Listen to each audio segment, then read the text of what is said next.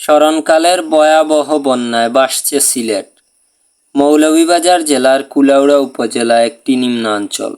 এবছরের ভয়াল বন্যায় তলিয়ে গেছে কুলাউড়া উপজেলার প্রায় সবটুকুই। উজানের ঢলের কারণে সুরমা ও কুশিয়ারা নদীর পানি অস্বাভাবিক রকম বৃদ্ধি পেয়েছে। এর ফলে কুলাউড়া উপজেলার অধিকাংশ এলাকা, বিশেষ করে নিম্নাঞ্চল, তলিয়ে গেছে পানির নিচে।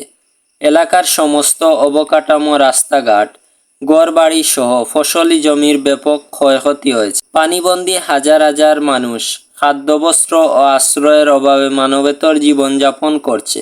তার মতো ভয়াবহ দুর্যোগ মানুষের সযত্নের লালিত সংসার নিমিষেই নিঃশেষ করে দেয়।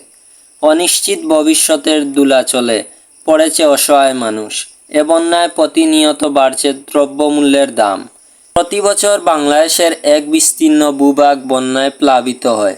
ঋতুগত কারণে নদ নদীর পানি বেড়ে যাওয়ার ফলে প্রবল বৃষ্টিপাতে পাহাড়ি ঢল নেমে নদীর বাঁধ ভেঙে জলোচ্ছ্বাস ও জোয়ারের ফলে বাংলাদেশে বন্যা দেখা দেয়। বন্যায় প্রাণী সহ সম্পদ ও ফসলের ব্যাপক ক্ষতি হয়।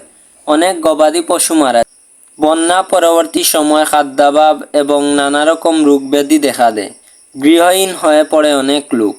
তাপমাত্রা বৃদ্ধি ও জলবায়ু পরিবর্তনের কারণে বিশ্বে মারাত্মক বিপর্যয় শুরু হয়েছে।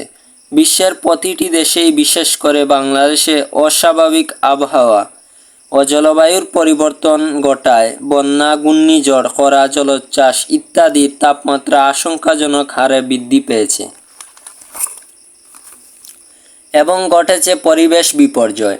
এ বিপর্যয়ের ফলে মানুষের জীবন আজ হুমকির সম্মুখীন। পৃথিবী মানুষের বসবাস উপযোগী থাকতে পারবে কি পারবে না, এ বিষয়ে সর্বত্র চলছে জোর আলোচনা।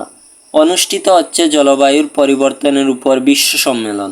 পরিবেশ ও প্রকৃতির উপর মানব সমাজের অত্যাচার এমন এক পর্যায়ে এসে দাঁড়িয়েছে যে প্রকৃতি এখন প্রতিশোধ নিতে শুরু করেছে। প্রকৃতির এ বিরূপ প্রভাব থেকে মুক্তি পেতে মানুষের সঙ্গে প্রকৃতির মেলবন্ধন ঘটানো এখন জরুরি হয়ে পড়েছে।